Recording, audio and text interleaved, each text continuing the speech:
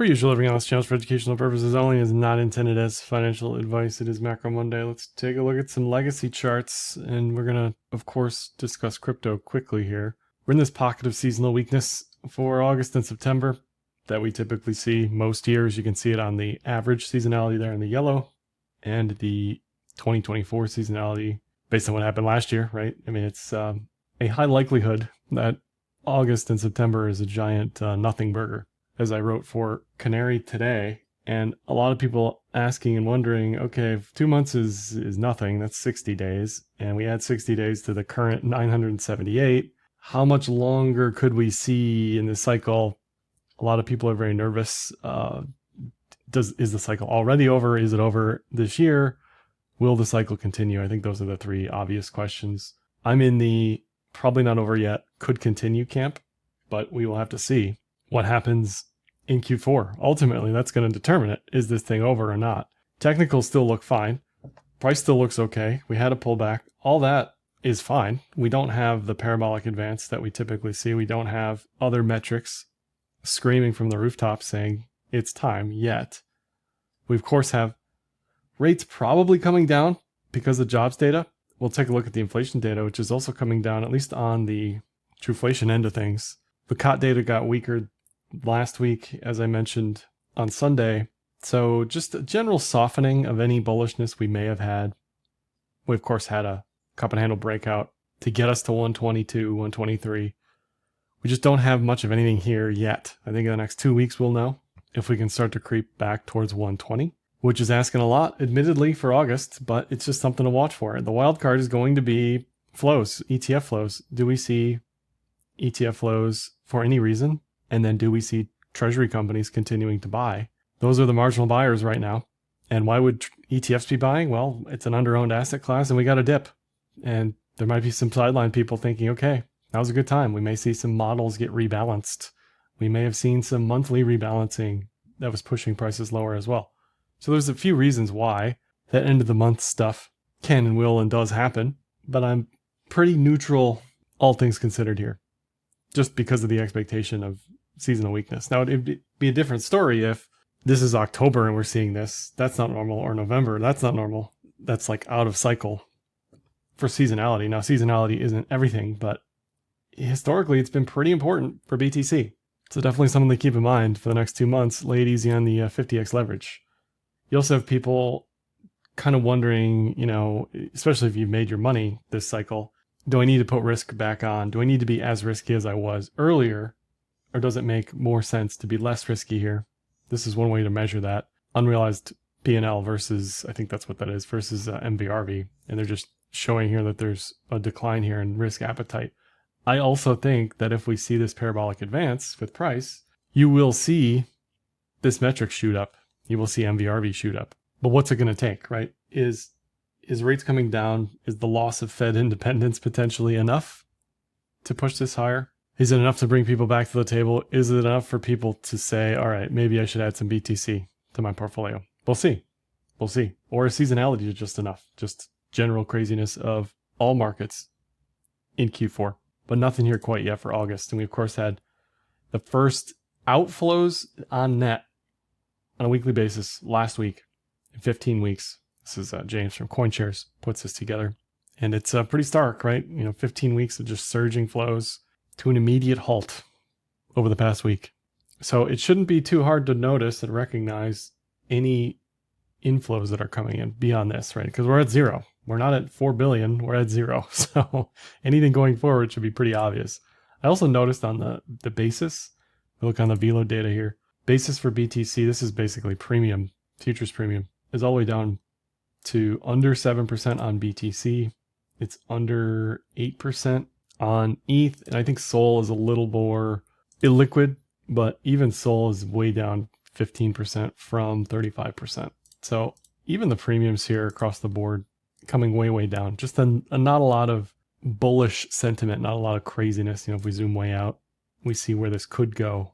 This is, again, Q4, no surprise. We see a giant leap in basis, a giant leap in futures premium, a giant leap in generally people being bullish. This was obviously post-election, but whatever it is, right? Last year was post-election. This year could be rates coming down, Who knows? Okay, looking at the economic calendar this week, pretty quiet overall, especially relative to last week. Last week was macro insanity compared to this week. ISM, maybe something people care about. And then next week we have CPI, PPI, retail sales. Definitely a more important week next week. Currently, Fed probability is expecting a cut in September, no meeting in August. That's Jackson Hole. We may see some forward guidance. We may see a new Fed governor, not a new Fed chair, but a new Fed governor come September, who may end up being the eventual chair. That will certainly shake things up here. But right now, the market, after that jobs data and revision, certainly expects a cut in September. Now, if we look at trueflation continues to be pretty volatile, I'll give you that, but it's back down here to 1.65. So it's not surging. Now, we may see goods prices jump post August 1st tariffs. That's going to take a minute to get into this data. But where we sit today looks pretty good if you're in the cutting camp, especially relative to the jobs data. The problem is the nowcast is going in the opposite direction. Nowcast, we're only 4 days into August, obviously, but looks like the July number has crystallized. Last month it was 2.7. So admittedly not that much of a jump here, but slowly headed in the wrong direction. Maybe core PCE is a bigger deal for people. That's headed in the wrong direction in a bigger way. So definitely something to continue to watch. We are adding inflationary pressures with tariffs, no doubt about it, whether that's a one-time price hike or not. That could be enough for the Fed to use that as ammo to say, all right, we're still on this inflation risk path. So we're going to stay put until we see the jobs data roll over. And if we look at the unemployment rate at the bottom here at 4.2, a historic low. However, if that's incorrect, if it's actually closer to 5, that's a problem because that represents potentially runaway unemployment that we're not accounting for. Yield curve here continues to normalize a little bit. But the big question is the jobs data the reality or not? And if we look at the estimates here for not adjusting some of the things like participation rate, adjusting for the birth death model, immigration, it's all kind of difficult to really gauge what's exactly going on. That's why they have their models. But if we account for a non-collapsing labor force participation, we could be as high as 4.9 on the actual unemployment rate. And we're continuing to see a degradation in job availability for manufacturing. Certainly started in 2023, but it hasn't gotten any better into 2025. And a lot of this is heartland Rust Belt type of jobs. Looking at the new GDP print for Q3, we're up here at 2.1, which is certainly not recessionary. So far so good on the early print for Q3. Reverse repo, I haven't looked at this in a minute. It is the inert pile of cash just collecting yield on a daily basis. It is out of the financial system. Previously, we had a massive pile, 2 trillion come back into the ecosystem. This is one of the reasons why 23 and 24 was so bullish, where a lot of economists were not looking at this and not understanding the liquidity getting piped back into the ecosystem. As this gets drained closer to completion, there's a potential likelihood for liquidity hiccups and a liquidity intervention by the Fed. We're not at zero here, but if we start to just trickle down, that means things are tight on a relative basis. So just something maybe to watch in the periphery. And the reverse repo gets plugged into the US liquidity equation, which is the Fed balance sheet minus the Treasury general account minus reverse repo. And you can see, despite QT, the drain of the reverse repo has offset QT, and US liquidity by this metric has been basically flat since 2022. So if we go into QT or QE again, or we have a liquidity intervention for whatever reason, that's going to spike this blue line here. And what was probably the difference maker here, despite liquidity going nowhere, it's of course the ETFs, right? We got ETF approvals here, ETF started trading here, and the rest is history as far as flows are concerned. So that has really been, in my opinion, a big difference maker. I don't think that's a brave take or anything, but that's one of the reasons why BTC has done so well, for sure. Looking at the bond complex, TLT, IEF, SHI, and AG, all of these day by day here continue to look better and better. TLT, of course, the worst of the group, but just on technicals, watching this stuff curl up in this tight range, AG and IEF specifically, looks really good for potential moves higher, not quickly. This isn't going to outperform anything, right? In a grand scale, it's just, we're talking about risk on stuff for the next 2 months. Where do we go? What do we do? Well, one option is just collect some yield. Maybe you get some upside here on AG or IEF, for example. We could also long the dollar through something like UUP, where you get a directional exposure to the dollar plus yield. Again, is this going to blow your socks off relative to crypto or anything? No, it's just making a move into risk off that isn't just simply sitting in cash or T-bills. This is T-bills plus trading the dollar directly. GLD, of course, another option, depending on how this looks relative to everything else. It's still range bound. And if this breaks up, that's just another reason why Bitcoin won't break up over the next 2 months. But it still looks okay. Doesn't look too bad with the ascending triangle there. And then the legacy markets, at this point, if you caught this move anywhere from 500 to 550 to the current level, it's hard, I think, for a lot of people to justify, unless you're just dollar cost averaging blindly. It's hard for you to justify anything here from a trade, at least for me. Your upside expectations here are still on the table from this IHS, but I don't see a great setup on the index itself.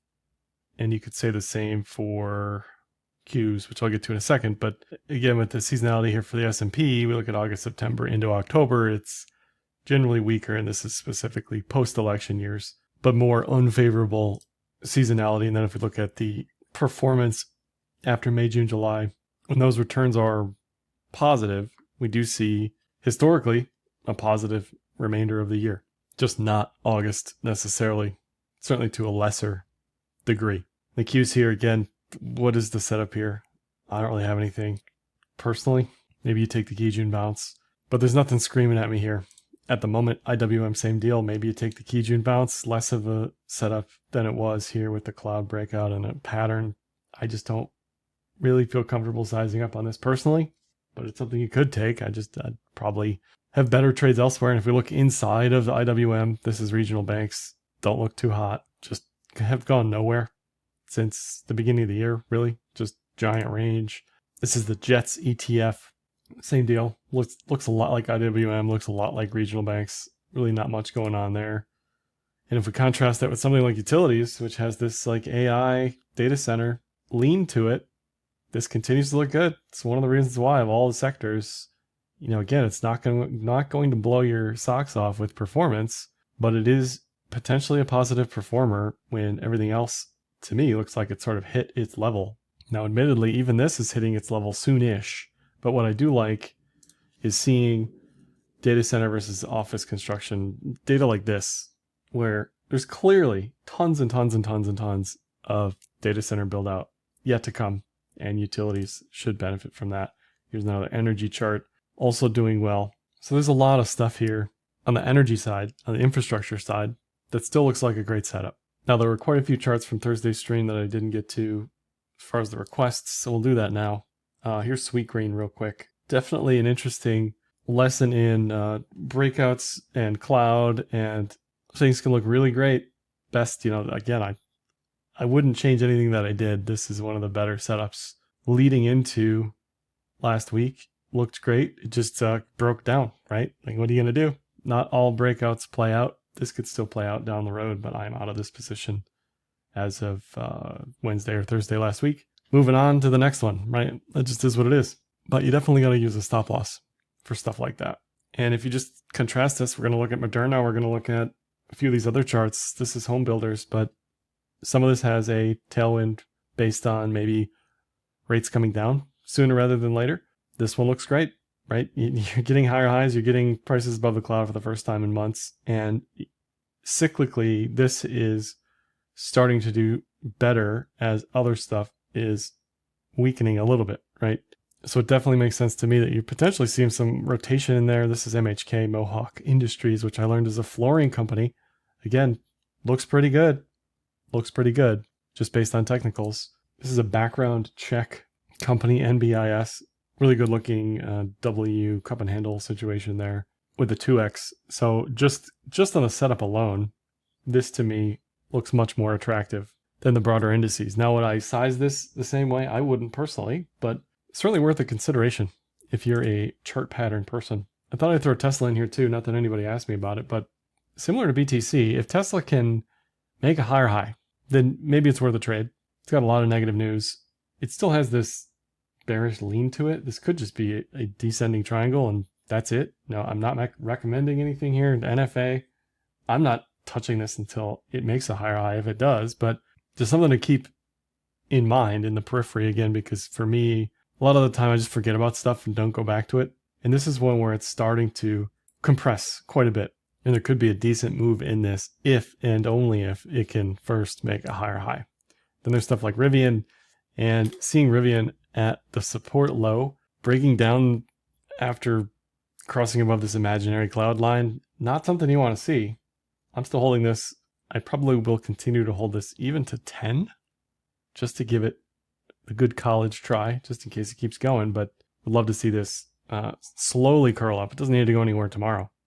This is a multi-year drawdown that it's trying to come out of. FIGS looks much better, well above the 3-day cloud there. Not everything can be FIGS, not everything can be AEO, right? But this chart looks very good to me on a cloud basis on a high time frame. Affirm, this is the buy now pay later company, also breaking up. Similar to the NBIS fractal with that cup and handle, it's also got maybe a potential inverted head and shoulders here trying to break up. Either way, nothing bearish at all, and it is above the cloud. Live Nation, LYV, also looks pretty good.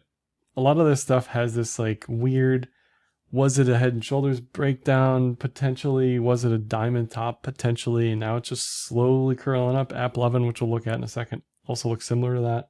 I don't know if this looks good enough for me to touch, but it's certainly not bearish. You can give it that. Palantir made a new all-time high today. Nothing I'd touch up here. It's at 100x price to sales or something like that. Something silly, but still a little bit left in this tank. Sure, why not? I think there's earnings today or tomorrow. So who knows where this could go, but trend-wise, it's still bullish, undeniably. Then you got stuff like this, Cloudflare, just straight up since the low. Straight up. 2x. 2x. Has your altcoin 2x since April? My guess is no. So there are some reasons to trade legacy, but to look for stuff like this on cloud breakouts. You're way past where you'd want this to be on the cloud. There was an entry, there was an entry. At this point, yeah, I don't really see anything here. That looks magnificent, but chart very strong. Very strong. NVIDIA also very strong coming out of the gate at 120. Has not looked back really at all since then. Here at 180. 10 can bounce over and over. No setup here, just a comment on strength, right? This stuff looks incredible relative to the rest of the market. It's good for AI. It's good for semis to see strength in leadership like that. This is Meta, and this could be a cup and handle. You know, of all the Mag 7, forget Tesla. This one looks like it may have a decent trade in it for the remainder of the year. Certainly better than Apple. Apple looks atrocious. So Meta looks very good here with a cup and handle potential at the Kijun Touch, price above cloud. It's got everything going for it. Looks very good. Reddit hit the target today, the second target from the inverted head and shoulders edge-to-edge situation. I don't really have anything else to say on Reddit at the moment, but looks great. Buy, sell, or hold, you probably trim. This took a while. It was a mess, but it got there eventually. So if you were patient with it, I traded it to the edge-to-edge and no further, but if you were patient with it, it got there.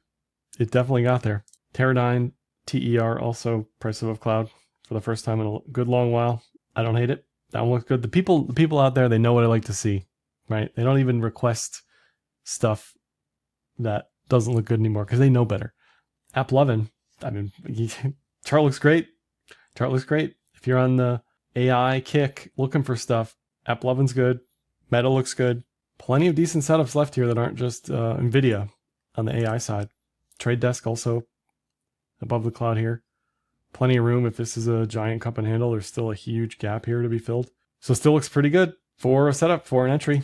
And then there's consumer discretionary, I guess. ANF, AEO, previously 2023 into 24, ANF had a wild move, just continuously higher as the 30-somethings, I guess, decided what they were selling was what they wanted to buy. That has pulled back kind of in SMCI style where it looked like it wanted to break out and then just gave it all back. But now it's once again back above the cloud. So these are the types of charts where if you're looking for something, to me, great option on ANF. Here's AEO today. I think it's best day since IPO probably. I mean, Just wild. And similar to GME, this just doesn't happen out of the blue. It doesn't happen at 22 or 24. At least it's less likely to. It tends to happen after sellers have been exhausted and you trap some shorts down here. And then you have some catalyst, whatever it is, right? Doesn't matter. You had technicals on your side. You had Doldrums nothingness on your side. Does this level out at around 1250? I don't know, but it looks good. Can't deny it, right? On trend. This is the first time in quite some time after a parabolic down move that it has both stabilized and made a higher high. So you can't hate it. Can't hate it. Grab just sort of doing nothing sideways. Doesn't look bullish or bearish, kind of neutral. Not really much to say about that one. Viking Therapeutics, again, similar to some of these others. Price above cloud. That's what you need. That's what I like. You even have a inverted head and shoulders here before the breakout of the cloud. So in various industries, home builders, consumer discretionary, AI, biotech, there is stuff, I think, to do trade-wise. You just have to be smart about it, considering some of this stuff, like Sweetgreen, just might not break out. Here's Moderna. This chart I thought was setting up. Looks great. I'm still holding my position. I think any lower low at this point, and I'm cutting it, anything below the cloud, but looks fine still. It just may take a little bit of time and probably won't outperform anything AI, but we're not really looking for that. At least I'm not. I'm just looking for something that can curl up where right now a lot of stuff looks generally done or weak on a move. This is the India 50 ETF, the Nifty 50. India got slapped with tariffs to a heavy degree, and I think they got added to today. So that's probably why this is pulled back a little bit. But this is not trending bullish, doesn't look bullish, just ranging. Not really doing much of anything relative to where it's been over the past couple of years. And lastly here on the commodity side, REMX. I still think this one looks great. Rare Earth ETF, high time frame idea. I would not massively size this up, but again, if you're looking for something to do, this charts like this look a heck of a lot better to me than a lot of this other stuff. Now you sort of have to hit like certain industries, like we were talking about IWM and low caps. That doesn't really feel like the place to be right now. AI is still pretty hot. Some of these retailers, decently hot. Commodities, energy, definitely very hot right now. That's all I have for this one. Give me a like, dislike, comment, share, subscribe, and happy trading.